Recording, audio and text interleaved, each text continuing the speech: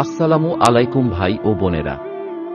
আজকে আলোচনার বিষয় স্বপ্নে যদি কেউ ঘুঘু পাখি দেখতে পায় তাহলে কি হয়।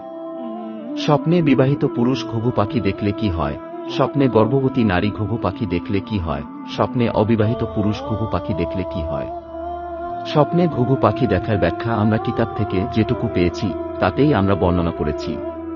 আশা করি আল্লাহর অশেষ রহমতে আপনারা সকলেই ভালো আছেন, আলহামদুলিল্লাহ। স্বপ্নকে আরবি ভাষায় রুইয়া এবং ফার্সিতে খোয়াব বলা হয়।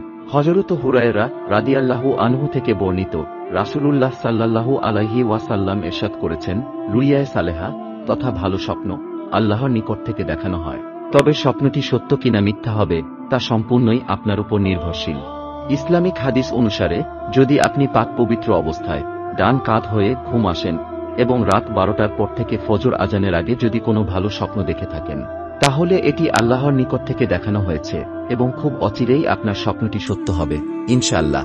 স্বপ্নের এই ব্যাখ্যাটি আমরা ইবনে সিরিন রহমতুল্লাহি আলাইহি এর স্বপ্নের তাবির বই থেকে নিয়েছি। স্বপ্নে ঘুঘু পাখি দেখা ধার্মিক মহিলাকে বুঝিয়ে থাকে। যদি কোনো স্বপ্নদ্রষ্টা স্বপ্নে ঘুঘু পাখি দেখতে পায়, যদি স্বপ্নদ্রষ্টা অবিবাহিত হয়ে থাকে তাহলে বুঝতে হবে তার জন্য কোনো ধার্মিক মহিলা জীবনসঙ্গিনী হিসাবে বোঝানো হয়েছে। আবার যদি একই স্বপ্ন যদি বিবাহিত পুরুষ দেখতে পায় তাহলে বুঝতে হবে তার স্ত্রীকে বোঝানো হয়েছে, যে কিনা অত্যন্ত ধার্মিক মহিলা হবে, তার ইঙ্গিত বহন করে।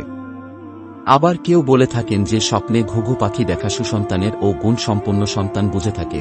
যদি কোনো ব্যক্তি স্বপ্নে ঘুঘু পাখি দেখতে পায় তাহলে বুঝতে হবে ওই পরিবারে খুব অচিরেই সুসন্তান জন্ম নিবে, তার আলামত বুঝে থাকে এবং একই স্বপ্ন গর্ভবতী নারীর ক্ষেত্রেও একই অর্থ বহন করবে। এই রকম আরও ইসলামিক ভিডিও পেতে আমাদের চ্যানেলটি এখনই সাবস্ক্রাইব করুন এবং পাশে থাকা বেল আইকনটি বাজিয়ে দিন। ততক্ষণে ভালো থাকবেন, সুস্থ থাকবেন, ধন্যবাদ।